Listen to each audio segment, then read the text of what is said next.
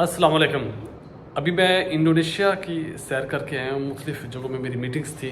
Meetings के साथ साथ आपको मुख्तलिफ़ कल्चर्स और मुख्तलिफ़ प्लेसेस को विज़िट करने का मौका मिलता है।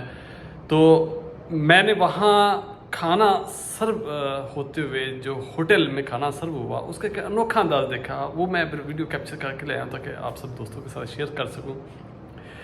इंडोनेशिया जो है इसमें टोटल 17,000 जजीरे हैं, जिसमें से तकरीबन कुछ 6,000 के करीब आबाद हैं। लेकिन ये जो बाली जजीरा है जहाँ पे मैं गया हुआ था, जहाँ पे इंडोनेशिया में मैंने विज़िट किया, वहाँ पे कॉन्फ्रेंस थी, तो ये Bali is the most beautiful island in whole Indonesia.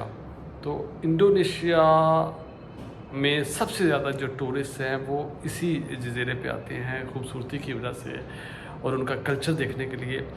तो मैं आपके साथ वो जो वीडियो कैप्चर करके लाए वो पेश करना चाहता हूँ।